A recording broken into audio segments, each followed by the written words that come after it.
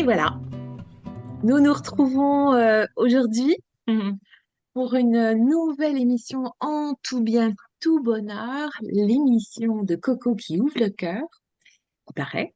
Donc, on va faire attention. Aujourd'hui, j'accueille Philippe Lardelier. Bonjour Philippe. Bonjour, bonjour tout le monde. Je suis ravi. Merci beaucoup. Bonjour Corinne.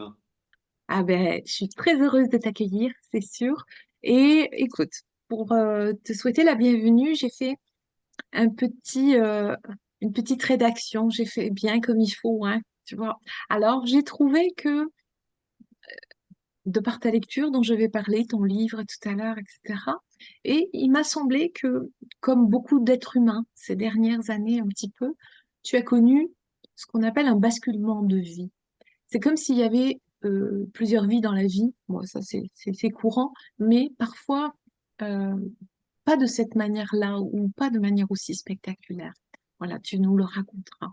Après avoir consacré une partie de ta vie à la mode, pour de grandes enseignes, et pour lesquelles tu vas occuper des postes de management, parfois à grande échelle, puis de directeur, en étant initiateur aussi de belles expériences. Et du coup, va se forger en toi un profil on pourrait dire de business expert. Je crois que c'est aussi quelque chose dont tu parles. Et avec à ton actif de belles réussites dans ce monde-là. Et puis, il y a quelque chose que j'ai déjà connu aussi, c'est bien sûr l'épuisement, parce que quand on met trop sur un pilier, il arrive un moment, ça tombe de l'autre côté. Donc, tu connais cette phase d'épuisement. Et pour moi, le burn-out, il nous révèle. Il nous guérit, en fait. Il nous met pas à terre, même si on a l'impression que c'est compliqué. Mais c'est grâce à cela, tu nous partageras ton sentiment, que tu vas révéler peut-être ta vraie nature ou tes aspirations plus profondes. En tout cas, de te reconnecter à ton âme qui cherche à être entendue plus dans la présence, après t'avoir lu, que dans l'action. Alors, voilà, il y a du coup le plaisir de vous présenter là aujourd'hui. Alors, j'essaye de le mettre pour, voilà, le récit d'un tour du monde intérieur. Voilà, magnifique, magnifique chemin, vraiment. Et quand vous le lirez, vous comprendrez pourquoi, évidemment, parce que euh, c'est pas commun. Voilà. Donc, vous pouvez lire des romans, on peut lire des essais, on peut lire des, des histoires ou des livres sur des thématiques. Mais un tour du monde intérieur, moi, j'avais pas lu encore. Et dans ce livre-là, dans ton livre, tu retraces, je dirais presque son complaisance littéraire. C'est comme si tu ne t'épargnais pas de camoufler ou d'enjoliver. Donc, avec beaucoup de véracité, le périple que tu fais au travers tes voyages, puisque tu vas parcourir des tas de pays, hein, on va pas tous les énumérer, mais c'est incroyable. Les rencontres, ton introspection aussi, des moments de silence avec toi, et d'autres beaucoup plus lumineux, qui sont très agréables à lire, où toutes ces humanités, en fait, que tu croises, t'offrent la pureté euh, de ce que nous amène souvent l'humanité. C'est comme un joyau, en fait, hein, ça, pour moi, et qui se déleste d'un brouhaha un peu quotidien, d'une vie qui a perdu son sens ou sa saveur, et qui te permet de te relier peut-être à une vie plus authentique, où là, tu retrouves ton rythme, et là, du coup, peut-être que ce voyage intérieur-là est devenu ton luxe. Voilà. Enfin, c'est ce que j'avais envie d'en dire. Super, merci Corinne. C'est une belle présentation que je vais garder longtemps, hein. Voilà. Ok, donc je vous mettrai tout, voilà, puis Philippe va nous partager, allez, son chemin. Alors, voilà, j'ai lancé un petit peu comme ça, donc effectivement, euh, il y a eu deux univers. Alors, tu n'as peut-être pas forcément envie de t'arrêter sur le premier, c'est une histoire de vie. Donc, prends là où tu le ressens, fais comme tu le ressens. Moi, je t'ai présenté un petit peu comme cela, et je pourrais dire simplement en préambule, peut-être, est-ce que sur le curseur d'une échelle du bonheur de 1 à 10 aujourd'hui, est-ce que tu es un homme heureux? Euh, Quelle question magnifique. Écoute, le bonheur n'est pas linéaire. C'est toujours... qu'est-ce que c'est que le bonheur? C'est, moi, je suis quelqu'un qui suis un amoureux de l'instant présent. Tu vois, déjà d'être là tous les deux, de te regarder tout à l'heure dans la connexion qu'on a fait juste en arrivant, cet échange d'énergie, déjà, c'est un espace de bonheur pour moi. Ouais, Et je parle beaucoup de relations dans mon livre. Et tu vois, ça me procure même une émotion là tout de suite. ouais. Voilà. Donc le bonheur aujourd'hui, c'est un équilibre de vie. Le bonheur, moi surtout aujourd'hui, le bonheur, c'est ce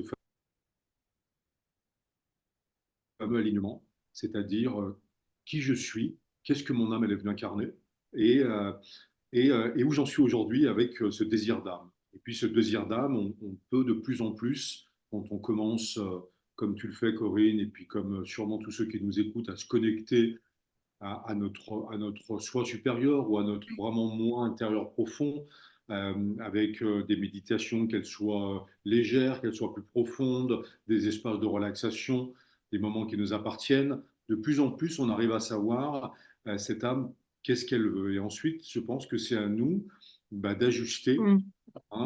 le fameux alignement, qu'est-ce que je veux, qu'est-ce que je pense, et ensuite est-ce que je dis ce que je pense et est-ce que je fais ce que je dis et ce que je pense. Même dans nos cercles d'amis, quand on commence un travail de développement, un travail sur soi, on voit souvent notre cercle d'amis évoluer. Donc oui, le bonheur aujourd'hui, tu sais, c'est presque un, tu te rappelles, fuir le bonheur de peur qu'il ne De se sauve. peur qu'il ne se sauve. Magnifique, avec cette voix Oui, magnifique de Jane Birkin. Donc, et voilà, Isabelle Adjani aussi chantait tout ça très bien. Tu vois, des textes de Gainsbourg. Donc, j'ai envie de dire, le bonheur, c'est presque un mot qui nous fait peur, mais en tout cas, la paix, la sérénité, l'amour de mon frère, de ma famille, les rencontres oui, beaucoup plus, être disponible à la rencontre, beaucoup plus calme, Corinne, beaucoup plus calme, beaucoup plus apaisé, beaucoup plus en paix. Donc, je pense que je suis pas mal. Et puis surtout, moi, j'ai l'impression que le bonheur, c'est la santé. J'ai l'impression que le bonheur, c'est la santé. Et depuis le Covid, le décès de mon papa, j'ai même pas eu le Covid. Il m'est rien arrivé. J'ai même pas un rhume, pas une toux. Donc, je pense que quand on élève cette vibration d'amour, on est en bonne santé. On n'a même pas mal aux dents, on n'a mal nulle part. Et je pense qu'on ne s'en rend pas compte. Mais je pense que notre premier bonheur, ça doit être d'être en bonne santé, de respirer tous les jours le matin, d'ouvrir les yeux, de se dire une journée de plus en bonne santé. On est tellement gâté pourri par là-haut, sûrement, avec une cette santé. Regarde ton sourire radieux, ah on est ouais, c'est- tellement galvanisé de tout ça qu'on ne s'en rend ouais, même pas compte. Mais notre premier bonheur, il est sûrement là, parce que quand autour de nous, certains proches basculent dans la maladie, c'est là qu'on se ouais, rend compte à quel point tout ça est très bref et ouais. furtif, finalement. Oui, c'est une grande préciosité, hein. Moi, je dis que c'est une grâce de vivre. Voilà. Tout à fait. Mais bon, c'est dû à mon parcours aussi. Donc, voilà. Euh, alors, récit d'un tour du monde intérieur, 12h21. Moi, ça m'interroge. Pourquoi il y a écrit ici 12h21? Alors, Allez, euh, direct. ouais, 12h21, le livre est sorti il y a quelques mois, je suis très content, il fonctionne bien, c'est un beau démarrage, alors que c'est un premier livre au départ très intimiste, et Ouais. il a pu voir le jour grâce à Jean-Pierre Chometon, qui est un extraordinaire éditeur Oui, avec la maison à Luna, et puis surtout le magazine Native, hein, des peuples autochtones, qui fait un oui, travail formidable, Jean-Pierre. Et, euh, et donc, ce livre a vu le jour, il fonctionne bien, je suis heureux. Et au début, dans mes rendez-vous, je parlais pas de 12h21, je voulais que ça reste une énigme. Il y a eu beaucoup de lecteurs aujourd'hui. En fait, 12h21, Corinne, donc il y a toutes ces années de mode qui sont formidables, on en parlera peut-être tout à l'heure quelques secondes, jusqu'au burn-out, à l'épuisement total, et ce tour du monde qui arrive derrière. Quand je vis ce burn-out, cet épuisement physique, les deux hanches cassées, le corps mutilé, je perds 10 kilos, l'isolement social. Hein, c'est important, on l'oublie dans le burn-out. Tu passes d'un travail où tu es dans les avions, dans les hôtels de luxe, et d'un coup, tu es chez toi, tu n'existes plus, puisque tu es brisé physiquement, mentalement, psychologiquement. Et je me suis dit, qu'est-ce que je vais faire? Et là, j'ai eu envie de faire un coup de folie. Et donc, c'est là que je suis parti sur les routes du monde 1 an. Et puis, au retour, j'avais eu quand même dans ma vie beaucoup de... On a tous beaucoup d'épreuves, hein. On a tous notre lot d'épreuves. À un moment, on se dit, est-ce que les épreuves sont terminées? Par exemple, il y a eu le burn-out et puis j'aime en parler parce qu'au début, j'en parlais pas. Et je pense que c'est important. J'ai été un enfant violé, Corinne, j'ai été un enfant abusé. Et puis, j'en parlais pas parce que pendant 40 ans, a Oui. bousculé et même détruit ma vie. Et j'avais honte, en fait. Et la honte, aujourd'hui, elle est plus sur moi. Alors, grâce à la parole MeToo des femmes, ça a libéré beaucoup de choses. On sait qu'aujourd'hui, c'est un phénomène. C'est dingue, quoi. Je veux dire, Ah qui oui. touche tous les milieux, sportifs, cinéma. On voit là les célébrités récemment, télévisées, au Oui. bureau. Enfin, c'est complètement dingue, les attouchements dans le métro des femmes. Enfin, c'est hallucinant. Et puis, du coup, ça a libéré aussi la parole. J'ai vu récemment des hommes violés. Et mon livre, je l'ai écrit en 2019, donc avant tout cela. Mais tu vois, à un moment, je me suis dit, je pense que voilà, le plus dur est derrière moi. Et quand je suis rentré de mon tour du monde, mon papa a pris le Covid dans la deuxième vague, la vague de Noël. Et voilà. Et en quelques jours, je l'ai d'abord gardé à la maison à Lyon. Je suis à Paris, donc je suis allé m'occuper de mon papa et de ma maman. Et le vendredi, après quelques jours à Lyon, j'ai appelé les urgences. Et il est décédé le samedi, le dimanche suivant, pardon, le dimanche 17 janvier dans mes bras. Le dernier docteur nous a permis de voir notre papa, mon frère et moi, puisque Oui. tu sais, à ce moment-là, les anciens mouraient seuls dans un isolement. Ah oui. Comment est-ce que notre société elle a pu A pu faire ça. collectionner, hein, Oui. avec ce Covid? J'ai pas envie de faire de commentaires là-dessus, mais moi, le seul commentaire, c'est est-ce qu'il y a une maladie est-ce que vraiment cette maladie, c'était la peste pour qu'il y ait des anciens qui soient morts sans avoir revu leurs fils, leurs femmes, leurs enfants? Oui, avec une grande détresse émotionnelle, hein. Avec une C'est- détresse absolue et des familles qui ne peuvent pas faire leur deuil. Donc nous, le docteur, dans les derniers jours, nous a permis de voir mon papa. Et puis surtout le dernier matin, il nous a appelés. Pendant 2 heures, mon frère et moi l'avons tenu dans nos bras. On était tous réconciliés Mm. depuis longtemps. C'est un homme sage. Mon grand-père, son père était sourcier, donc papa était un peu chaman. Tu sais, c'était les chamans bien avant tous ces livres, hein. Ouais. Quand on était enfant, il parlait à Jean Jardin, je me rappelle, il parlait à ses tomates. Et je disais, oui, il me disait, plus je leur parle, plus elles sont belles. Tu vois, il embrassait les arbres. J'avais 5, 6 ans à Lyon, vers Condrieu. Et puis voilà, j'ai tenu mon papa pendant 2 heures dans mes bras. Je l'ai accompagné. C'est marrant, j'avais fait quelques mois avant avec Frédéric Rénassien, qui est assez connu en termes d'énergie, pas des stages, tu sais, des conférences justement pendant le Covid sur le jour où un proche part, comment libérer son âme, comment l'accompagner, ne surtout pas le retenir, qui serait très égoïste en lui disant ne pars pas, papa, comment vivre sans toi, c'est horrible à ce moment-là. L'âme ne Ouais. peut pas partir, elle ne peut pas ascensionner. Et donc j'avais fait quelques mois avant avec Frédéric des visios là-dessus, on était plusieurs, et donc ça m'a beaucoup aidé. Et donc pendant 2 heures, j'ai libéré avec mon frère, mon papa, en lui disant des mots d'amour, à quel point on l'avait aimé. Et il est parti, Corinne, à 12h21 précisément. J'ai senti son corps s'arrêter. À partir de 12h15, son corps a ralenti. Et à 12h20, mon papa adoré, cet homme extraordinaire qui est à la source de nous, nos pères et nos mères, je le serrais dans mes bras très fort et il est mort dans mes bras. Waouh. Ça, Alors, c'est un magnifique témoignage, tu vois, d'accompagnement dans ouais. l'amour Tu vois, vers le c'est beau passage oui, parce ultime. que un moment, après son décès, j'ai dit à des personnes dans mon entourage que ça avait été un moment magnifique. Et les gens ne Ouais, m'ont pas compris. ouais, Mais ce que tu viens de dire, c'est très beau, Corinne. Je crois que c'est une des ouais. premières personnes qui me dit ça aussi spontanément. Quand l'homme que tu as aimé autant, ton père, qui t'a élevé, appris la vie, donné du temps, donné de l'amour avec la même femme pendant plus de 60 ans, quand cette personne-là, avec ton frère à côté de toi, et je sais qu'il avait peur de la mort parce que mon frère et moi voyageons beaucoup, on a beaucoup voyagé, il avait peur de mourir seul, tu vois, dans un hospice, et quand il a ses 2 fils autour de lui et moi qui le sers, parce que j'ai beaucoup plus, comment dire, mon frère est plus en retrait dans son énergie, et ça a été extraordinaire. que mon papa parte comme ça avec ses deux fils. Vraiment, au moment du départ, on se tenait tous les mains. Mon frère Oui. s'était rapproché. Notre nom, c'est l'Ardelier, lié. Ah oui, non, mais c'est clair. On était tous liés. Et le décès de mon papa, ben, c'est le décès d'un homme simple. C'était un ouvrier, mais un homme d'amour. Au Oui. supermarché, il parlait à la personne à la caisse, il parlait à tout le monde dans le quartier. L'église était pleine. Même pendant le Covid, c'était un homme simple. Mais tu sais, à la fin de mon livre, je mets une dédicace. Je disais, papa, je te dédicace ce livre. Tu es l'homme. En fait, tu es le sage que j'ai cherché toute ma vie. Je l'avais trouvé à la fin.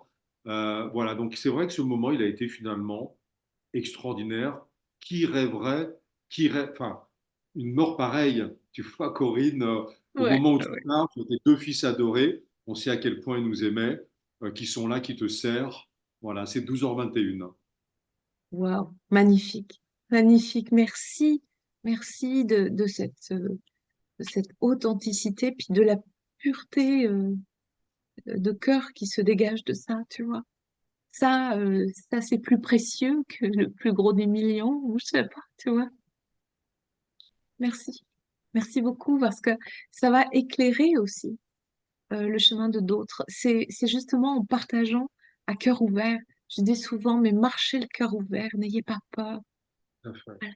Tout à fait, à cœur ouvert, tu as raison. Et puis surtout aussi, il y a plusieurs dans mon livre passages, comment dire, sacrés, très spirituels, un moment des aventures très spirituelles qui viennent à toi, même si j'ai toujours été, comment dire, d'une certaine façon religieux, issu de la religion catholique, mais au-delà de ça, moi j'étais vraiment fasciné par cet amour du Christ. Tu sais, tout le temps, quand j'entendais parler enfant à Oui, l'église, de pardon, de miséricorde, et donc, voilà. Et puis, au-delà donc, du moment de la mort de mon papa, c'est avec mon frère, dans la chambre, tu peux croire ou ne pas croire, je ne sais pas, on peut être athée comme on dit, mais au moment, à 12h21, son corps s'est libéré d'une lumière et d'une intensité, Corinne, qui est montée. Mon frère et moi, on était comme ça. Il y a eu une vibration de lumière, d'énergie qui a quitté son corps, qui nous a laissé bouche bée. C'était absolument beaucoup qui assistent effectivement à des décès le disent, hein, et même pendant la guerre d'ailleurs, il y a des récits. Et là, c'était devant nous. Ça a duré quelques secondes, ça va vite. Il y a eu cet espace de paix absolu dans la pièce. Et immédiatement, d'ailleurs, la seconde d'après, j'ai regardé mon papa, il n'était plus là. J'ai pas eu de oui. mal du tout à voir ce corps ensuite un peu, comment dire, démuni, ce corps qui était nu. Bah, Quand je dis nu, désincarné. désincarné, absolument. Et du coup, ce corps n'était plus que pour moi. Je vais être un peu dur, mais un morceau de peau, de viande, c'est horrible, mais ce qui nous incarne, regarde, c'est nos regards à tous les deux. C'est Ouais, là c'est ça. le Ouais. regard de nos âmes, de nos sourires, c'est cette vie, cette énergie. Et plus rien n'était là. Donc j'ai fait la mise en bière, j'ai fait tout ça parce que je savais que papa n'était plus là. Mm. Ouais, c'est ça. C'est tout le chemin. euh, Moi, j'aime bien dire l'âme hors. Tu vois, la vie, il y a de la vie après l'âme hors du corps parce qu'elle continue son chemin. Euh, Moi, j'ai suivi les enseignements d'Elisabeth Kubler, qui a fait beaucoup, hein, tu sais, pour le deuil et tout ça. Et je savais pas qu'un jour, je serais confrontée aussi moi-même comme ça. Bon, pour un enfant, donc c'est un petit peu différent aussi. Mais ça m'a fait un bien fou. J'ai lu tous ses livres, j'ai suivi ses enseignements. Et quand tu vois qu'une femme qui a consacré une grande partie de sa vie à comprendre ce qui se passait de vie à trépas, elle a écrit plusieurs livres, mais il y en a un qui s'appelle La mort est un nouveau soleil. Et je conseille ce livre, qui est un petit livre de poche, à tout le monde. Elle a écrit avec beaucoup de mots simples, tout le monde, c'est accessible à tout le monde. Et ça met de la paix, en fait, à un endroit qui reste quand même un peu ombrageux. Toujours la mort. Mon Dieu, qu'est-ce que c'est que ça? Euh, Moi, j'ai fait du chemin. Je sais pas quelle est ta posture, toi, là-dessus. C'est pourquoi pas. Euh, sur ce qui se passe après. Donc, il y a cette enveloppe charnelle, puis après, ben, on continue son voyage. Pour moi, c'est une évidence aujourd'hui. après avoir. Bien sûr, et puis ben, tu dois bien savoir, Corinne, avec ce que tu viens d'expliquer, que les signes qu'on reçoit parfois, c'est absolument, ils sont d'une puissance. Ouais, Quelques mois après la mort de papa, Corinne, tu vois, j'habite à Paris, là je suis dans le 11e, je vois des beaux bâtiments haussmanniens en face de moi, et j'étais vraiment, les premiers mois évidemment, les premières semaines, tu as connu dans une peine qu'il faut traverser, hein, cette acceptation de la douleur, parce que dans nos sociétés, on a du mal avec tout ça. Tu sais, on pourrait. Moi, quand je commence des conversations avec des gens comme toi, j'aimerais que ça dure 4 heures. On ouais, pourrait tellement parler de tout. Et tu sais que dans nos sociétés, alors, déjà, globalement, c'est tous ces conditionnements d'être parfait, d'être fort, encore plus pour l'homme, tout ce côté macho, moi, encore aujourd'hui, plus, ouais, tu vois, on n'en peut plus, quoi. On n'en peut plus. ouais, Un homme pleure, oui, un homme, il peut pleurer. Un homme costaud, un homme de 70 ans, un ouvrier, un homme viril, il peut pleurer dans l'oreiller, il peut pleurer la mort de son père, il peut pleurer la séparation d'une femme. Oui, voilà. Et puis, j'étais vraiment dans un moment de tristesse. Et puis, je me promenais dans Paris, je dis, papa, je le sentais parfois, mais je lui dis, dis-moi quelque chose, envoie-moi un signe, envoie-moi quelque chose. J'arrive devant chez moi, Corinne. Non, mais j'ai une photo. Papa avait toujours, enfin les derniers mois, les dernières années, tu sais, un peu une casquette béret, pas béret des vieux, mais tu sais, une casquette noire un peu, tu vois qu'il en avait plusieurs, mais il avait vraiment cette casquette noire. Et puis je les ai là d'ailleurs, hein. Il jouait de l'harmonica, il jouait de la flûte, et puis il avait vraiment une casquette, mais qui est vraiment, on pouvait la reconnaître. Et je rentre chez moi, Corinne, devant la porte de chez moi, au 121 avenue Parmentier. Tu sais, il y a des plots comme ça de circulation. Le plot devant chez moi, il y avait une casquette noire posée comme ça face à l'entrée. Non mais, waouh. Le clin d'œil, quoi. salut papa! Voilà, donc ils sont bien, il faut bien leur parler à nos Ouais, disparus. Et puis voilà, c'est magnifique. C'est bien sûr qu'après, bon, c'est un espace ici où je pense qu'on peut en parler. J'ai ouais. écouté une conversation, mais évidemment qu'après, dire qu'après il ne se passerait rien, je pense que c'est Mm.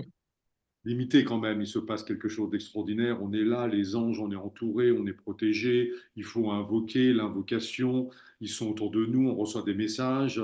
Voilà, il faut découvrir le livre parce qu'il y a deux ou trois passages dans mon livre, dont un qui m'a vraiment protégé de la mort avec ma tante, mais plusieurs fois dans ma vie, j'ai eu de la chance. Alors tu sais, je parlais tout à l'heure des drames de ma vie comme le viol, et puis il y a aussi eu des grands moments de chance et de protection, et je crois qu'on en a tous eu dans nos vies. Bah, tu veux nous en partager un de ces un de ces grands moments, un de ces grands bonheurs, Alors, là? écoute, là, j'ai frôlé la mort, ça a été vraiment une fois. Hein, on peut dire, bon, évidemment, frôler la mort. J'ai tellement voyagé dans ma vie, oui, des fois j'ai eu des avions avec des turbulences horribles, mais on n'en est pas là. Mais un soir, alors que je travaillais, ça me permet du coup de faire un petit passage sur le travail et ces 20 années de mode extraordinaires que j'ai beaucoup Ouais, aimé. Hein. J'ai travaillé pour des belles maisons qu'on peut citer ici, Gap, qui est une maison américaine formidable des années 90, qui s'occupait très très bien des équipes. Ensuite, j'ai travaillé pour Zadig Voltaire et Sandro, qui est une marque très connue. Les ouais, femmes en France, en Europe et aujourd'hui dans le monde adorent Sandro pour toutes ces belles robes et ouais, pour toutes ces belles tenues extraordinaires. C'est de partout, Sandro. Et j'ai adoré vraiment travailler. Ce que j'aimais le plus, c'était l'humain. C'était m'occuper de mes équipes, m'occuper de mes vendeurs, m'occuper de mes directeurs. Ça a ouais. été une passion absolue, donc qui m'a conduit un peu trop loin. Et donc, un soir, je rentre du travail. Le lundi, c'était vraiment la journée.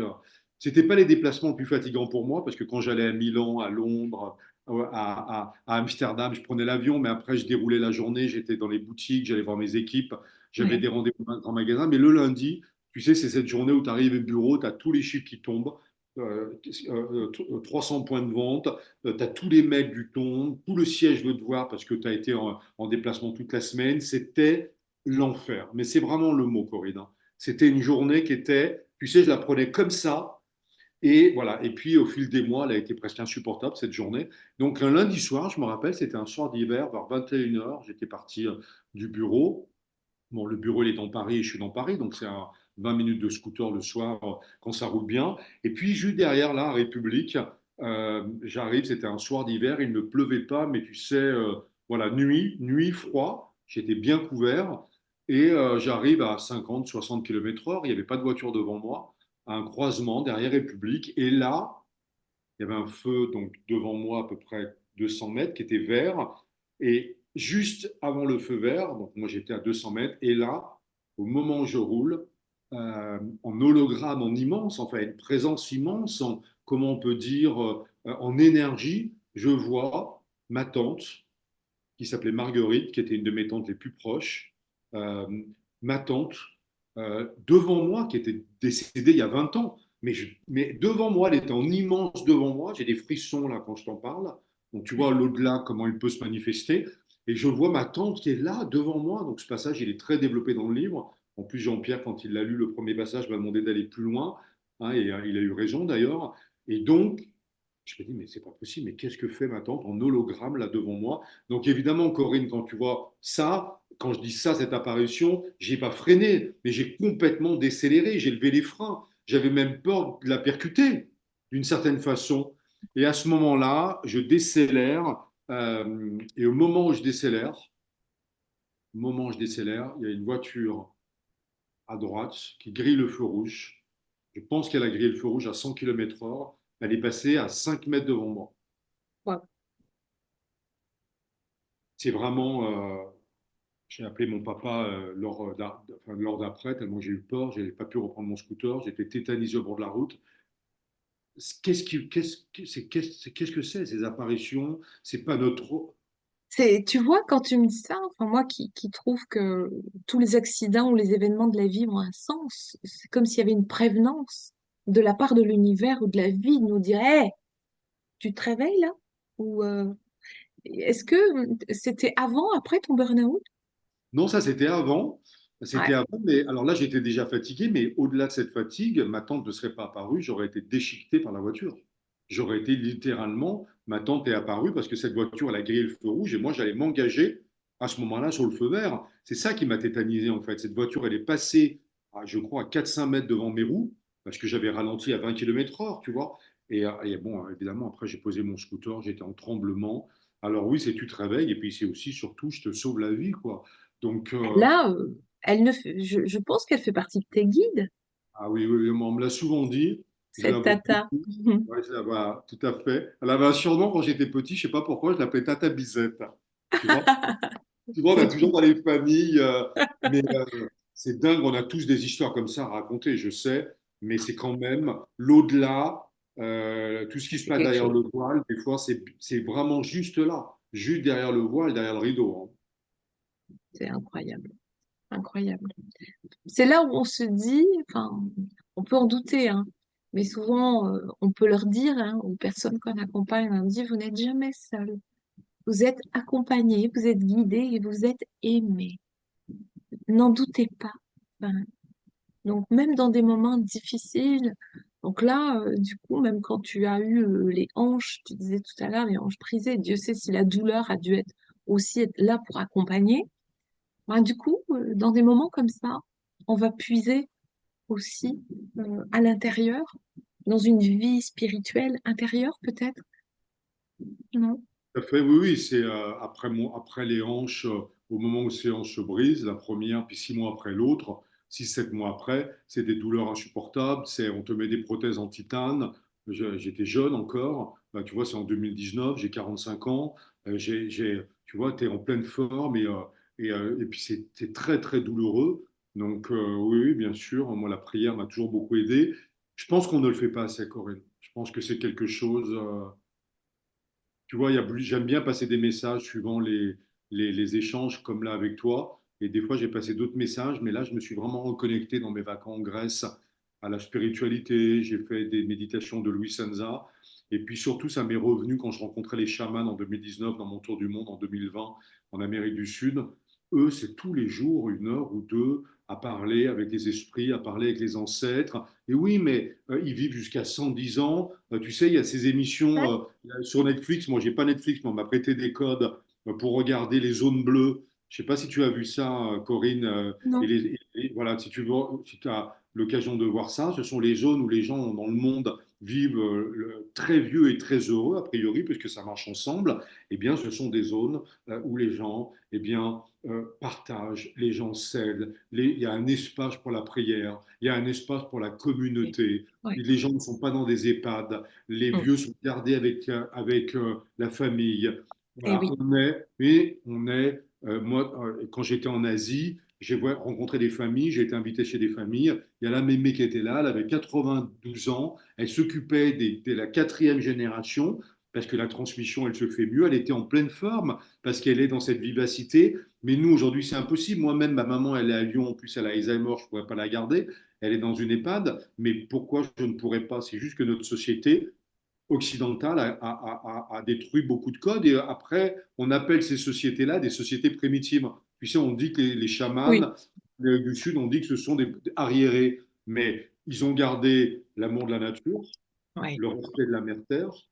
La mère-terre, ils lui prennent, ils lui donnent du temps, ils lui donnent de l'amour, ils lui font des offrandes. On est des incarnés. Je veux dire, quand tu lis des magazines sur les peuples autochtones, j'ai fait des rencontres grâce à Jean-Pierre récemment, nous, on est vraiment des incarnés. Il n'y a pas 5 minutes dans notre journée, on n'a même pas 5 minutes à consacrer à la prière. Quand je dis à la prière, c'est pas la prière à Jésus. Ça peut être ouais, Jésus, Allah, Bouddha. On choisit qui on veut. Mais la prière à l'énergie, la gratitude de la vie, la gratitude à l'amour. On passe notre vie. Je vois les jeunes générations. C'est pas, je veux pas être désagréable, mais je les vois dans le métro partout. Là, j'étais en vacances avec des amis. Les gamins, ils passaient 10 heures par jour sur leur téléphone. ah oui, ça, Tu vois? c'est infernal, ça. Voilà, et les adultes, pareil. Et par contre, on n'a pas un quart d'heure par jour pour la prière, pour se connecter à nous, pour se connecter à notre âme, à notre essence profonde, pour se Ouais, connecter à notre divinité, ce que Louis Sanza appelle un retour sur soi. Eh bien, après, comment veux-tu que nous allions bien? C'est ouais, impossible. ouais, ouais, je suis d'accord. Mais enfin, pour moi, il y a un retour à ces bases-là. Peut-être parce que la société ou les jeunes, nos jeunes en ont besoin. Ils ont besoin de retrouver comme une source quelque chose. Et la prière peut être bien sûr complètement neutre, hein. Mon dernier livre, moi, est un livre de prière, mais de prière d'intention, de cœur, Oui, d'amour. oui, bien sûr. Voilà, on n'a pas Chacun besoin ça peut être une toujours. prière tu sais, Voilà, Amal parle beaucoup de la mère terre, on mais parlait tout oui, à l'heure d'Ama. mais oui.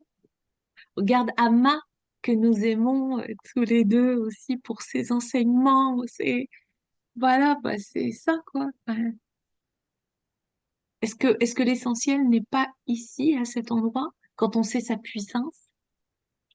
Je lisais cette semaine des textes encore de chamans et des interviews grâce à Jean-Pierre comment il s'appelle, Morisson, Ah, de Jocelyn? Jocelyn. Oui. Voilà, Jocelyn, pardon. Je lisais une interview de Jocelyn avec une chamane et Ouais, il est incroyable. Ouais. extraordinaire, Jocelyn, l'interview et l'échange. Et puis je l'écoutais il n'y a pas longtemps sur Métamorphose. Mais oui, la société est malade. Moi, c'est pour ça qu'à un moment, dans la mode, euh, écoute, Mais oui. on parle LVMH des milliards, des super profits. J'ai pas envie de faire de politique hein, là sur le podcast, hein, tu vois. Mais de quoi on parle, quoi? Moi, dans les compagnies pour lesquelles je travaille, c'était plus des profits, c'était des super profits. Les patrons, ils ont des millions et des millions déjà de dollars. Quelle est cette société qui est celle du non pas? J'avais plus envie à un moment, tu sais, dans ma quête d'identité, je me suis trouvé à un moment un conflit avec moi-même. Et j'avais plus trop envie de cautionner ça. Tu vois, quand Ouais. tu demandes 3% d'augmentation pour tes vendeurs, on te dit que c'est trop. Bon, voilà. Et Jocelyn parlait de ça récemment, là, avec justement les chamans, dans l'avenir. Voilà, mais ce monde-là, à un moment, c'est impossible qu'il tienne encore 50 ans. C'est impossible. Ce Ah non, monde, effectivement. impossible. Tu vois, ce monde, déjà, la planète, elle est à bout de souffle. Dans mon tour du monde, quand j'arrive dans des villages en Afrique, euh, eh bien, il n'y a plus d'eau. Tu sais, les fameuses Corinne, chute Victoria, elles ont perdu 50% de l'eau en 10 ans. Les villages se sont déplacés, les populations se déplacent pour suivre l'eau, les pour cours d'eau suivre l'eau. sont de plus en plus réduits. Le Kilimandjaro, bah, ça y est, on arrive maintenant à ça, mais cette minuscule couche qui était avant énorme, il y a 20-30 ans, eh bien, elle nourrit tous les éléphants, les bêtes qui sont dans les pâturages en dessous. Mais comment tout ça va évoluer? Pareil, cette semaine, je regardais, pareil, on est tellement fans aujourd'hui bah, de ce que tu fais, de tous ces podcasts, de toutes ces interventions et de ces conversations qui nous nourrissent. Et il y avait un jeune qui parlait, qui disait, mais on est fou, quoi. On est fou, on assiste devant nous l'effondrement de la planète et on ne fait rien. Et il disait, parce qu'il le disait avec humour, il disait, c'est comme si je donnais du hashish à ma mère et que je continuais à lui en donner en rigolant. Et non, mais c'est insensé. C'est tellement insensé. Et on continue, la richesse, le machin, la mode, les économies polluantes. Bon. Ouais. Est-ce que tout ça teinte, parce que du coup, il y a eu cette première partie de vie donc dans la mode avec une belle réussite, tout ça, mais bon, un effondrement, mais je crois que il y a toujours de belles naissances après les effondrements, hein. C'est comme les arcs-en-ciel, il faut bien aussi de la pluie, sinon il n'y en a pas. Donc, bon. Alors, est-ce que dans ta posture d'aujourd'hui de coach, je crois, tu proposes un accompagnement. Est-ce que tout ça, et notamment ce tour du monde intérieur, a enrichi ta pratique peut-être d'une autre manière? Alors oui, bien sûr, c'est-à-dire tout ce qui s'est passé, moi, mon effondrement physique, il est dû à alors vraiment une passion de mon métier et puis un déséquilibre entre la vie personnelle et la vie professionnelle. Je suis très vigilant aujourd'hui dans les gens que j'accompagne. Je suis coach professionnel. Quand je dis coach professionnel, j'accompagne beaucoup justement de personnes en entreprise. Euh, qu'on appelle aujourd'hui des CEO, mais même ce mot, moi, me plaît pas trop. CEO de quoi? Euh, voilà, responsable, j'accompagne des responsables, des grands dirigeants. Euh, Qu'est-ce qui m'intéresse dans l'accompagnement? Évidemment, les gens, quand ils viennent me voir, moi, j'ai géré, chez Sandro, j'avais 500 millions de chiffres sur les épaules. Je suis un money maker. On peut faire de l'argent. On peut faire de l'argent correctement, Corinne.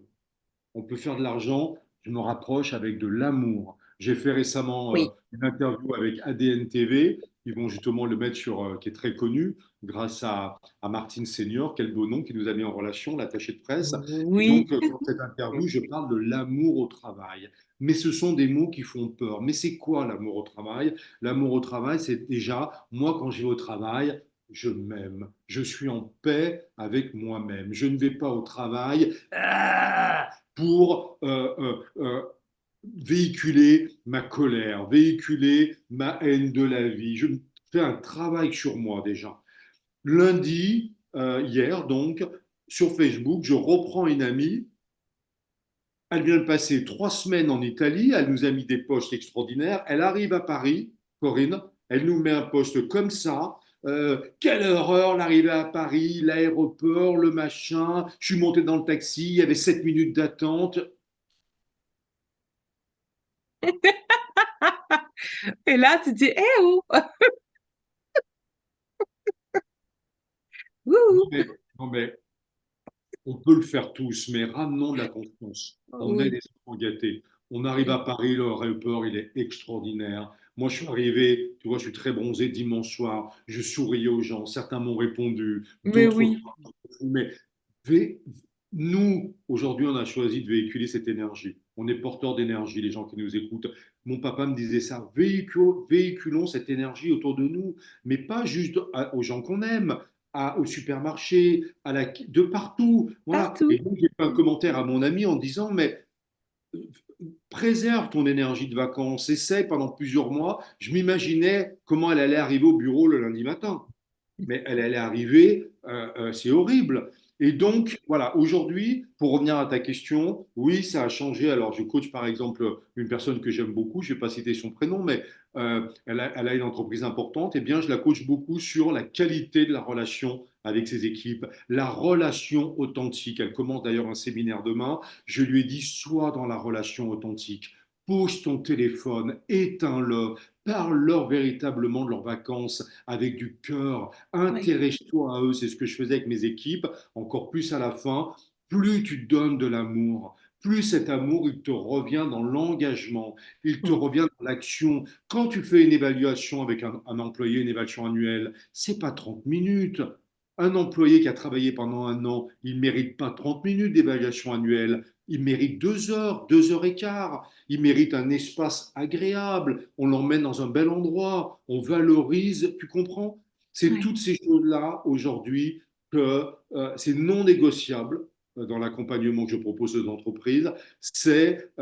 J'aime même plus les mots empathie et bienveillance. Alors moi, je suis passé carrément au mot amour. Empathie et bienveillance, ça me fait rigoler. Empathie et bienveillance, pour moi aujourd'hui, Corinne, c'est la politesse. Si t'es Oui. pas poli, j'ai envie de te dire déjà, rentre chez toi, tu vois. Mais il faut aujourd'hui, Louis Senza, Ama, Rumi, tout le monde nous le dise, Oui. l'amour. Williamson, tout le monde, kilomètre zéro, tout Mais le bien monde, sûr, bien sûr. l'amour, Oui. l'amour. Qu'est-ce que je choisis tous les jours quand je me lève avec moi-même? Conversation avec Dieu, il y a déjà 30 ans. Quel est mon choix le plus élevé tous les jours? Est-ce que je suis dans l'amour de moi, l'amour des autres? Voilà. Donc Ouais. effectivement, dans mon coaching et mon approche, je veux bien travailler la performance avec les gens, mais je les accompagne uniquement si la performance, elle devient humaine, valorisée, valorisante, aimante, accompagnatrice, etc., du collaborateur et de l'employé. Sinon, ça ne m'intéresse pas. J'ai pas envie de travailler. Je préfère perdre des clients, ne pas Ouais. en avoir. Mm. Voilà. Ouais, je comprends. Ouais, Oui, c'est c'est chouette. nous l'amour. C'est nous l'amour. Ouais. Oui, je suis tellement d'accord avec toi.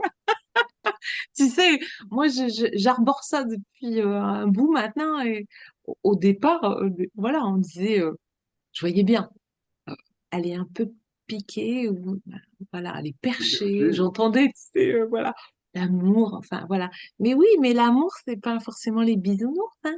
Je pense que c'est ce qui nous fonde. Ce qui nous fonde, c'est la lumière de l'amour. Et elle s'accompagne du cœur, Bien son sûr. vecteur, son énergie, son moteur. Je pense que c'est ça. Quand tu as compris ça, c'est comme s'il y avait plus de challenge, euh, hormis un challenge pro avec, comme tu dis, quelque chose à manifester, à atteindre, et encore, et encore. Voilà, il y a peut-être la manière de le revoir, de le vivre, de l'atteindre aujourd'hui, je crois. Tout à fait. Quand on est, quand on est dans cette posture, cet alignement dont on parlait tout à l'heure au début, quoi. Euh, est-ce que Est-ce que dans ce que tu vis aujourd'hui, dans ce que tu es aujourd'hui, en contact, en résonance avec ton âme, est-ce qu'il y a un souvenir d'enfant, ou une projection de l'enfant que tu étais dans le monde d'aujourd'hui? Est-ce que, tu sais, il y a des enfants, ils se disent, ah ben moi, je serai vétérinaire des animaux, ou je serai inspecteur de police, enfin, sapeur-pompier, infirmière, coiffeur. Enfin, est-ce que tu as projeté des choses que tu retrouves aujourd'hui? C'est un peu compliqué parce que mon enfance traumatisée, du coup, à 7 ans et demi, elle a... euh, c'est compliqué, mes souvenirs d'enfance sont très confus, Corinne, Oui. de par ce Ça a traumatisme, fauché. Hein. de Ouais. par cette violence absolue, parce que c'est pas des attouchements, c'est un viol total à 7 ans et demi. À 7 ans et demi, on est un petit ange, Mon on est un Dieu. petit garçon ou une Oui. petite fille, voilà. Et donc j'ai été fauché comme ça. Et du coup, j'ai des souvenirs qui reviennent à 14 ans, tu vois, plus tard. Et avant, il y a un peu une chape. Donc j'ai du mal euh, à me rappeler de projections comme ça. Je sais que j'avais toujours beaucoup d'énergie. J'étais un enfant très joyeux. Après mon drame, il y a eu plusieurs mois un peu d'autisme, de je ne parlais plus. Mes parents étaient terrorisés parce que je ne pouvais pas leur dire et je ne savais pas comment faire. Tu vois, je sais, tu vois, ce que je Ah dis, je oui, pouvais tu pas. n'as pas pu en parler. Oui. Voilà, tout à fait. Et ce que disent aussi toutes les femmes, hein, puisque le viol, ça touche quand même 80-85% de femmes, et la plupart n'arrivent pas à en parler, que ce soit à leur mari, à leurs parents, etc. Donc, ouais, j'ai pas ces souvenirs-là. Non, j'ai pas. Mais je me rappelle, un peu plus tard, tu vois, à 14 ans, maman avait une brasserie à Lyon et je lui disais, maman, je veux être comme toi, ou je voulais être commerçant, je voulais, voilà, je voulais. Et puis à un moment, je me rappelle que je disais, je voulais être chef. Je disais, attends, voilà. Alors mon père, voilà, donc c'était drôle, voilà, avec beaucoup de cœur. Voilà, c'est les souvenirs que j'ai. Ouais, ok, ça marche. Est-ce que il y a quelque chose qui te fait sortir de tes gonds? Qui, pardon? Ah, est-ce qu'il y a quelque chose, une attitude, un mot qui te fait sortir de tes gonds? Ou tu dégondes, ça y Oui, est. ça m'est arrivé la semaine dernière. Ça m'est arrivé la semaine dernière euh, parce que j'étais en vacances avec des amis et le matin, moi je fais beaucoup de sport. J'ai plus de 50 ans. Le sport m'a sauvé la vie, Corinne. Le sport m'a sauvé la vie, j'entends Ouais, beaucoup ça, hein, chez des gens qui ont eu des drames ou des décès. Voilà. Mais le sport, moi, m'a sauvé la vie, donc d'aller tous les jours au sport. Et puis Louis Sanza m'a beaucoup aidé dans ses méditations de vraiment reconnexion au corps. Alors je vais au sport sans mon téléphone, il reste chez moi. Je fais un travail au ressenti, je fais du pilates, de la musculation, beaucoup de natation. Donc le matin en vacances, la semaine dernière en Grèce, je faisais du sport dans ma chambre, des étirements, des pompes, des abdominaux, j'ai le ventre plat. Quand je te dis ça, Corinne, il n'y a rien de show-off. C'est parce que Louis Sanza, et pareil, Jocelyn le disait l'autre jour, notre Ama, notre corps, c'est notre notre temple. temple. Eh oui, C'est notre temple. Notre corps, c'est notre maison. Notre âme, elle va passer dans ce corps-là pendant 80, 90 ans et elle continuera dans le corps suivant, hein, le temps qu'elle prendra entre les deux. Mais ce corps, c'est vraiment comment j'apprends à l'aimer. ouais, Et la semaine dernière, j'arrive le matin au petit déjeuner, donc je venais de faire mon sport, donc un peu gonflé, et là on me dit, comme ça, à peine bonjour, donc pas bonjour, ah non mais alors toi, quel ego, hein. Alors ça, voilà, tu vois, c'est alors. quelque chose, voilà, mais Sinon, ça, bonjour, quoi. Enfin, alors, ça c'est quelque chose, oh, pourquoi? Pourquoi? Plusieurs choses. Je suis content que tu me poses cette question, Corinne. Un, Toltec, le dieu Toltec pour nous. ah, La parole, elle est sacrée. oui, Je fais toujours attention maintenant, depuis 10 ans. J'ai tellement sorti des erreurs de ma bouche. J'ai tellement chez Gap, quand j'étais jeune manager, je le mets dans mon livre, été maladroit, voire oui, mal poli. J'ai honte aujourd'hui. J'ai honte quand j'y pense d'avoir pu me comporter comme ça. Je me suis excusé à certains collaborateurs que j'ai pu retrouver plus tard. Tu vois? Donc, notre parole, elle est sacrée. oui, Sortons déjà, Jésus nous dit, ce n'est pas ce qui rentre dans la bouche de l'homme qui le salit, mais c'est ce qui en sort. Le matin, pourquoi tu sors ça de ta bouche? C'est la première chose, moi, qui m'agresse. Et puis, deuxièmement, quel ego? Si ce corps que je rends, tu vois l'image d'un homme bronzé, puissant aujourd'hui, mais Corinne, ce corps-là, j'ai mis 40 ans à l'aimer. J'ai été violé, je vais te dire des mots durs, j'ai été sodomisé à 7 ans et demi. Est-ce que les gens se rendent compte de ce que c'est? J'ai brisé mes hanches, j'ai fait un burn-out, j'ai fait des overdoses de drogue tellement que je n'aimais pas. Et ce corps, j'ai mis 40 ans oui, à l'aimer. mais oui. J'ai mis 40 ans à aimer ce petit bonhomme, ce petit Philippe, à me réconcilier avec mon enfant intérieur. Je suis pas show-off, je ne le montre pas ce corps, je m'expose nulle part. Mais aujourd'hui, si je parle de sport et de l'amour de notre corps, quel que soit le format de notre corps, l'aimer, apprendre à l'aimer. Alors quand aujourd'hui j'entends effectivement des mots comme ça, tu vois, je pense que on a, et d'ailleurs pareil, la plupart des auteurs, Ama en parle, hein, de cet ego positif qui est important, il nous maintient en vie. Bah, évidemment, évidemment. Évidemment, Hum, tu vois. Et cet ego positif, pareil, je fais du human design, du design humain, il l'explique très bien. D'ailleurs, on a un centre, hein, le cœur ego, qui est hum, très important pour nous. C'est ce centre qui nous maintient aussi en vie. Et quelqu'un qui n'aurait pas du tout d'ego ne va pas du tout avoir d'estime de soi, d'amour de soi. bien Il sûr. nous en faut quand même. Alors évidemment, Quand tu parles des égaux aujourd'hui, des stars de la télé-réalité, ou tu parles des Kardashians, on ne parle pas de ça, nous. Ça, ce sont des désaxés. Hein, tu les vois avec toutes leurs marques. Moi, aujourd'hui, ça me rend dingue. Je voyais des gens à l'aéroport, là, quand je suis rentré lundi soir, dimanche soir. On n'aime pas juger. Mais quand tu vois des gamins de 20 ans qui ont la Gucci, machin, Vuitton et trucs, bon, Ah tu oui. vois, on n'est pas une image, on n'est pas voilà. Mais notre ego, l'ego positif, il est important pour nous. Alors voilà, ça c'est des choses qui, tu sais, la méchanceté gratuite, ça me rend dingue. Et puis euh, évidemment, j'ai envie de dire, tu sais, quand on parle fort aujourd'hui, moi, l'agressivité, tu sais, quand les gens montent d'un ton, Mm. euh, tu vois. Voilà, ça m'est insupportable. Ok.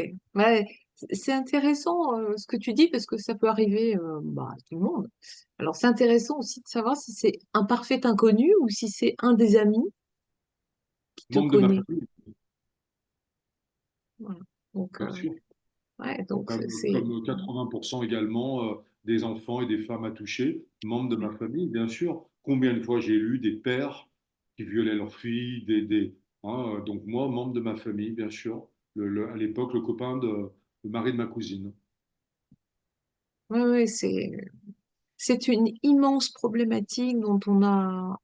Enfin, aujourd'hui, les langues se délient et je crois que c'est très bien. Moi, j'ai vu récemment Les Survivantes, euh, voilà, avec un engagement de témoignage aussi. Je trouve ça magnifique. J'étais pas prêt à le voir. On m'a invité. Il y avait une soirée au Grand Rex à Paris. Oui, J'avais pas envie. c'est c'est poignant, poignant, émouvant, mais ça nous donne envie de nous lever, voilà, et de dire Comme bon. ça, tu sais, dans les premiers podcasts, je le nommais même pas, je me rappelle, mais en fait, ça peut servir aussi. Tu vois, aujourd'hui, la fille de Mais mon bien frère, sûr, elle a 14 ans, Clara, mais moi, depuis qu'elle a 6 7 ans, il faut que vous expliquiez, les gens qui nous écoutent, les parents, les grands-parents qui nous écoutent, expliquez à vos petits-enfants, il faut leur dire, ton corps, il t'appartient, ma petite chérie, mon petit chéri, et il faut oui, nommer les choses. C'est pas la oui, minette, c'est pas tu vois, ton sexe, ton vagin, c'est à toi. Personne n'a le droit de le toucher. de le Si un toucher, jour quelqu'un le touche, tu viens voir ton grand-père, tu viens voir ta grand-mère, tu vas voir ton papa. Si papa te touche, t'en parles à maman. Et il faut parler de tout ça.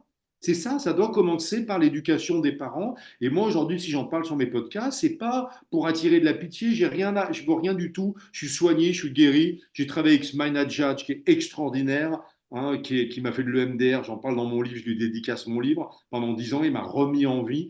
Cet homme absolument magnifique, donc un traumatologue. Donc moi, aujourd'hui, je suis guéri. À quoi est-ce que je vois que je suis guéri? Quand je parle de mon viol, tu vois, je ne tremble pas, je pleure pas. Et puis, il y a 40 ans, et aujourd'hui même, j'en ai fait un homme fort, d'ailleurs avec mon corps, à une revanche, j'en ai fait un oui. homme fort, etc.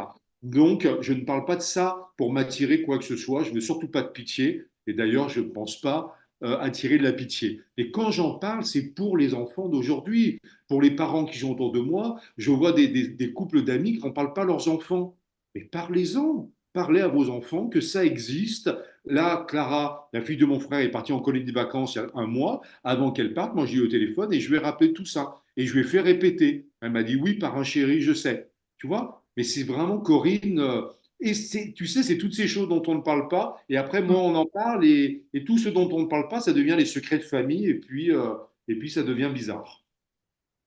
Ah oui, moi, moi, mon outil principal, c'est la psychogénéalogie, hein, depuis longtemps. Bien sûr, les secrets, l'opprobre, euh, le sentiment de salissure, de honte, de culpabilité d'avoir pu provoquer quelque chose comme ça. Mais je dis, mais enfin, comment, quand tu es un enfant de 5 ans, de 6 ans, de 7 ans, comment crois-tu que c'est toi qui es à l'initiative de ça? C'est toi qui as manqué quelque chose? Je crois pas. Tout à fait. C'est fou, hein? Bon, enfin, mon livre, c'est 2 pages de mon livre, ça. Hein. Ouais, mais Ouais, c'est c'est très 2 pages intéressant, du coup, c'est de se important parce dire. que ouais, Ouais, mais que tu as aussi un engagement de transmission, tu vois, par ce que tu es aujourd'hui. Et faut pas parler de culte du corps, mais tu passes par le sport pour reconquérir ce corps que tu as délaissé parce que peut-être il Alors, était je l'ai de délaissé, piètre Corinne, valeur et tu sais, je l'ai pour toi. délaissé, je l'ai mutilé. Hein, Mais quand je pars à voilà, New York dans les années 90, je fais des overdoses de drogue, je m'aime pas, j'ai voulu mourir. voilà. Hein, donc, bien sûr, quand tu arrives à retrouver Tu euh, le rends beau en fait. Tu vois, c'est comme si tu lui disais aujourd'hui, je t'honore et je transmute, je te ouais, rends beau. Au travers toute cette laideur, c'est aussi une forme de résilience, tu vois. tout à fait. Donc, Alors, c'est c'est ça, magnifique. c'est ce qu'il y a, tu vois, parce que ce viol, c'est 2 pages et demie dans mon livre, sur un livre de 400 pages, parce que le livre, c'est ce flamboyant tour du monde, Ah ouais, non, mais franchement, ben, c'est toutes ces rencontres que tu as dû aimer, émosser, tout ah le bah, bah, bah, monde. bah, bah. Parce que, alors, ce qui est intéressant, on l'a pas dit, Corinne, c'est que c'est un tour du monde sans téléphone, très important, et sans organisation. Hein, il n'est pas planifié. Je suis parti 4 jours en Afrique à Nairobi, C'est et ça. ensuite, voilà. Je ne savais pas, des fois à 17 heures, j'avais mon sac à dos, je ne savais pas où j'allais dormir.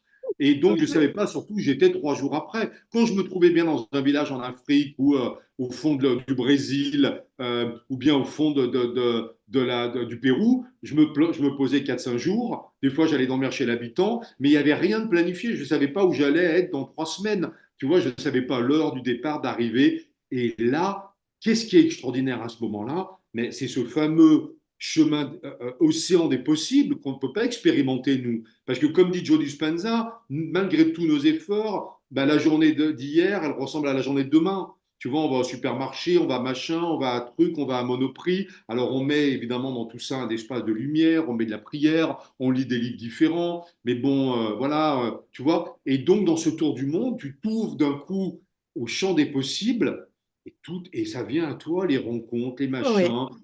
Et pendant un an, pas une maladie, pas une toux, pas, comme on dit, une tourista, pas une carte bleue perdue, pas une agression, pas que de l'amour. Le message de mon livre, waouh. c'est quand cet amour, quand tu t'ouvres là, Ah Corinne, ouais, non mais, cette zone-là aux inconnus. À un moment, à Buenos Aires, je me perds dans un bidonville et il y a autour de moi, ils sont tous par terre avec du crack, couchés, en crise et tout. Il y en a un qui me tient le pied. Et là, tu peux pas partir en courant parce que si tu pars en courant, au coin de la rue, il y en a un qui t'arrête.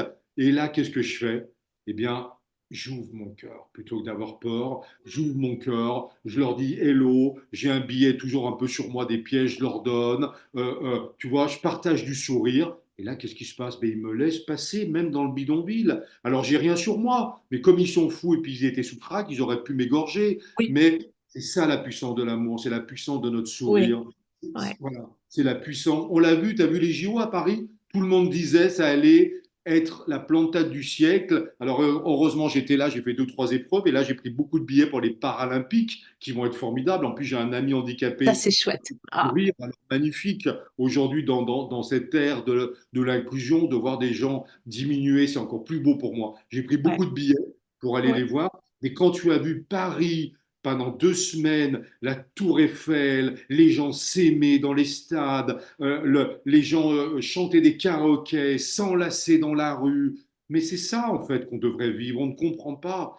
On était fait pour vivre cette vie-là tout le temps. Et c'est la vie que j'ai vue ouais, en Amérique du Sud, au Brésil, en Argentine, à Buenos Aires. Ce sont des villes en surchauffe parce que tu es dans le partage, tu es dans l'amour. Le matin à Rio, tu descends dans la rue, à Cusco, au Pérou, les gens se saluent, les gens te disent bonjour, tu es à une terrasse du café, le vieux il passe à côté de toi ouais, et tu dis, hola Seigneur. ouais. Et oui, et oui, mais c'est ça la qualité de la vie. Moi, c'est ce que j'ai ramené aujourd'hui autour de moi. Alors, dans mon quartier, je connais du coup plein de gens, c'est très agréable.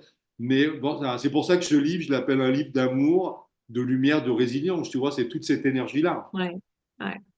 T'as envie de repartir? Oui, Oui. oui, oui, j'ai envie de repartir. J'ai envie de repartir. Alors, papa nous a quittés en plein Covid. Maman a Alzheimer et elle est à Lyon dans une très belle maison. Mais c'est très important pour moi de m'occuper de ma maman. Une semaine sur deux, je suis à Lyon. C'est beaucoup Ouais, de temps, hein, mais un week-end sur deux, je suis à Lyon. c'est Là, je pars chouette. samedi. Donc, m'occuper de ma maman adorée, comme toi, de toutes ces belles femmes comme toi que vous êtes, qui nous ont donné la vie, que j'adore. Toutes ces femmes formidables qui nous créent tous, hein, qui Oui, mettent l'humanité en mouvement. Donc ma maman qui a Alzheimer, qui a 91 ans, mais qui me reconnaît encore. Mais un samedi sur deux, je vais lui donner de l'amour, la prendre dans les bras, la caresser. Je lui fais un peu des coachings avec la PNL, la programmation Ouais, neurolinguistique. Donc, je la ramène à des souvenirs, à son chat. Donc, ça lui fait du bien. Donc, moi, ouais, elle me reconnaît bien. Donc, tant que j'ai ma maman, je ne peux pas repartir puisque tout l'amour qu'elle nous a donné, bah, je lui dois bien oui. maintenant. Hein, donc, cet accompagnement. Et puis, parfois, j'y vais même chaque semaine. Et puis, bah, le jour où maman rejoindra papa, je pense que je fermerai à nouveau mon appartement, je prendrai mon sac à dos et je repartirai terminer ce voyage qui a été interrompu par le Covid. Donc, terminer le Mexique, la Colombie, tu vois, tous ces coins là-haut, le Costa Rica, et puis d'autres parties encore. Puis d'autres, ouais, c'est ça. Mais toujours sur le même mode, sac à dos Pas de prévision, et bien sûr, ce mode-là extraordinaire, la à la rencontre de rencontre. l'humanité, la Mm. rencontre, regarde, moi, je suis heureux quand on se met là en sourire, la rencontre est au bout du monde, t'as plus de couleurs. C'est pas un flash quand je dis ça, comment dire, c'est pas un cliché, tu vois, mais Non, c'est ça, non, ton âme, là, elle resplendit, et puis tu rencontres du monde, et puis d'un coup, tu vas dîner avec un inconnu, je l'explique dans mon livre, j'offre à manger au SDF, et tous les jours, je vais les retrouver, je mange avec eux, et là, je me dis, mais quelle merveille, tu ouais. vois, ces échanges C'est d'âme, merveilleux hein, que que tu aies décidé de t'octroyer ça. Enfin, Ouais, ouais, ouais. c'est Alors un oui, moment j'ai de le vie. vrai, et puis même à un moment, je me disais créer une fondation et tout ça, c'est tellement compliqué, mais bon, on verra, c'est pas trop Ouais. tard. Mais en tout cas, je sponsorise des villages Maasai, je continue à faire beaucoup de choses avec eux, mais bien sûr que j'ai envie de repartir.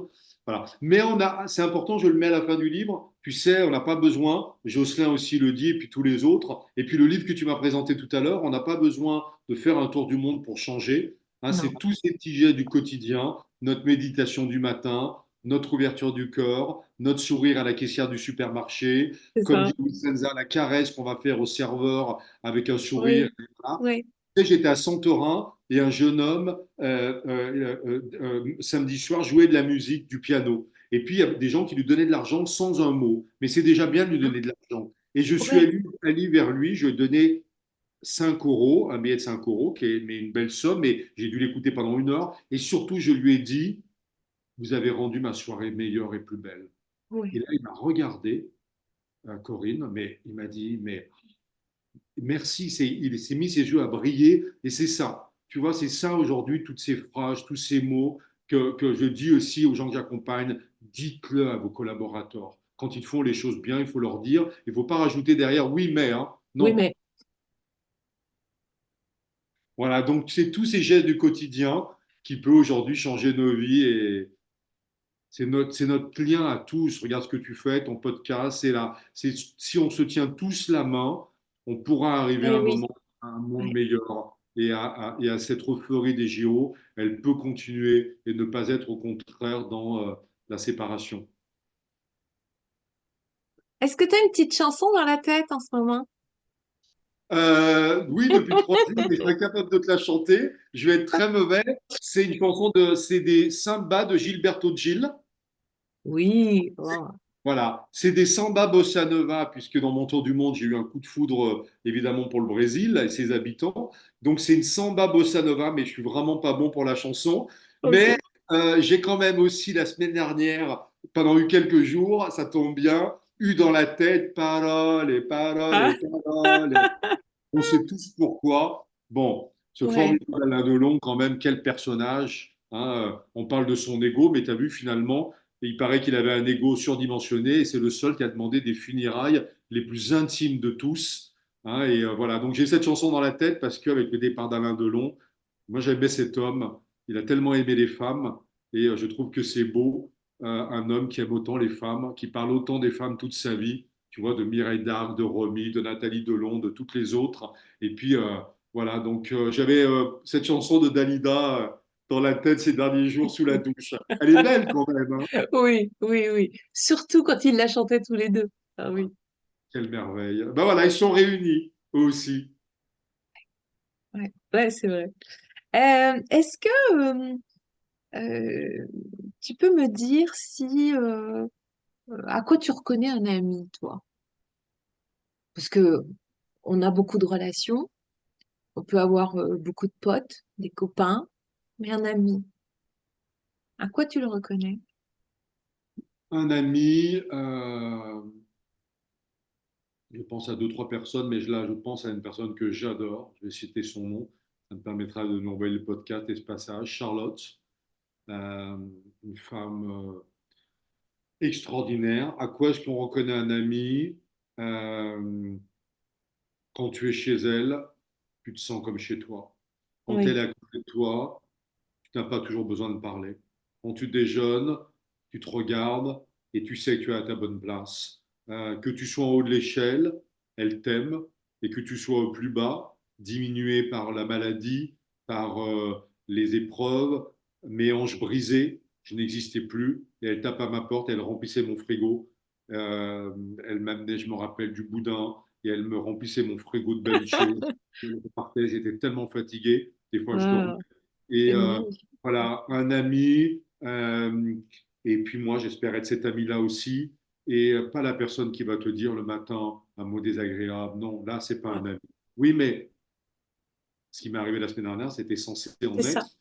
Ouais, Voilà. Donc, tu reconnais un ami à cette personne-là, et puis qui peut aussi à un moment te dire, avec beaucoup d'amour, est-ce que là tu prends la bonne direction? Est-ce qu'on peut en parler? Est-ce oui, qu'on peut en parler? J'ai ces phrases, Corinne, et non pas vomir, mais est-ce qu'on ouais, peut en parler? Est-ce qu'on peut parler ensemble? Il y a quelque chose qui m'a froissé. Est-ce que tu es prêt à l'entendre? Ça, c'est un ami aussi. Tu ouais. vois, d'avoir cette capacité, c'est à ça que je reconnais D'accord. un ami. Ils sont très, très rares, les amis dans nos vies, on le sait. On a beaucoup de fréquentation, mais vraiment le véritable ami est très rare et moi j'en ai quelques-uns, hein, les doigts d'une main, mais en tout cas Charlotte, c'est la plus belle amie de ma vie. Une femme encore, tu vois. Ouais, ouais. Est-ce un univers peuplé Et tu sais, Louis Sanza en parle, il y a quelque chose de plus avec les femmes. Il y a quelque chose de plus. C'est voilà, c'est cette sensibilité, cette douceur, cet amour, cette compréhension. La maternité, la mère, Marie, la mère. Vous avez quelque chose de plus. Et moi aujourd'hui, je suis sorti de mon élan. Je ne sais pas si je l'ai même été, de masculinité, de macho, de tout ça. Mais il faut reconnaître que la femme, voilà. Donc je suis content d'être là du coup. Est-ce que je vais pas te demander ce que j'ai pu demander à d'autres, tu vois, tu aurais une année sabbatique, qu'est-ce que tu ferais? Bon, bah, clairement, Philippe, lui, fait un tour du monde à l'intérieur, hein, d'accord? Donc, je te le demande pas. Par contre, si il te restait une journée à vivre, alors, c'est quoi ton programme à toi? Waouh!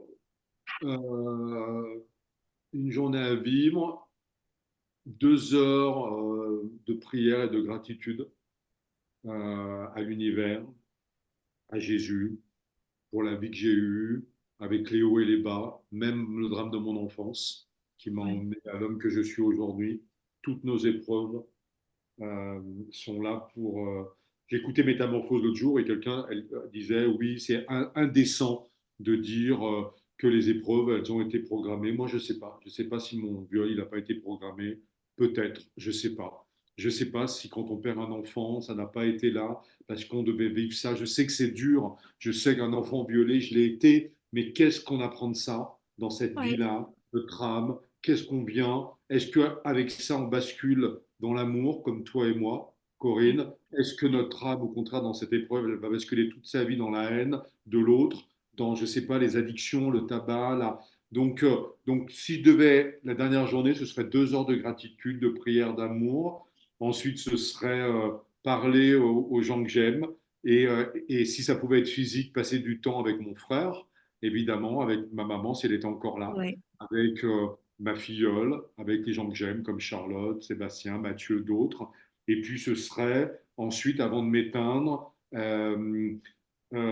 écouter écouter de la musique brésilienne, de la bossa nova, fermer les yeux, et Mm. puis voilà, penser, pouvoir partir comme ça, avec cette musique-là. penser à toutes les personnes que j'ai aimées, à tous, à l'univers, et partir dans un élan d'amour, non pas pour moi, non pas pour ceux que j'ai aimés, mais pour vraiment toute l'humanité. C'est comme si une mort pouvait guérir d'autres êtres humains. J'aimerais beaucoup Oui, cette idée-là.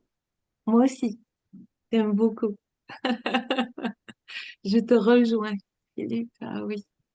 Euh, eh ben, écoute, je te demanderais, ce ce serait quoi ton mot pour le monde de demain?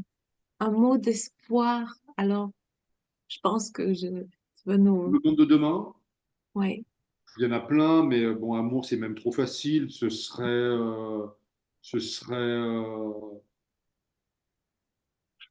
réveil, ouais. réveil, ouais, réveil, voilà, le grand réveil. Merci, merci, merci, Philippe. Quel délicieux moment. Ouais, Merci. on, ouais, on pourrait passer des heures comme ça, à échanger à tes côtés aussi. Beaucoup de sagesse en toi. Et merci pour le partage que tu nous fais. C'est un honneur de recevoir toujours les mots délicats qui sont les mots du cœur ou de l'âme. Merci, moi je connais la valeur. Super. Merci à toi. Hein, merci pour Allez, ouais, ce magnifique moment et puis à toutes les personnes qui vont nous écouter, le partager. oui. Merci infiniment. Merci, j'ai passé un moment formidable aussi, avec beaucoup de cœur et beaucoup d'authenticité et d'émotion. Donc, merci beaucoup, Corinne. C'est Ah, le moi. beau récit. Allez, voilà, je vous invite, hein, parce que quand même, il y a de quoi faire. Donc, vous Oui, allez passer de beaux moments. alors c'est écrit gros pour pas que ça freine les gens. Et puis c'est des belles histoires. Donc il se lit, Ah on oui, dit, il se lit vraiment. ouais. Oui, Et j'en puis avais, tu n'es pas obligé de j'avais, lire d'une traite. Tu sais, tu peux lire par bout de pays et par ville. tu sais, j'avais noté un petit moment, un petit mot. Alors, c'est dans le chapitre 7 Burnout. Et du coup, j'avais noté un petit espace qui m'a touchée. Je n'en revenais pas. Je ne pouvais pas le croire. J'avais des palpitations dans le cœur et des étincelles dans les yeux. Ce magnifique quatuor venait de me faire vivre en quelques minutes tout ce que j'aimais le plus au monde.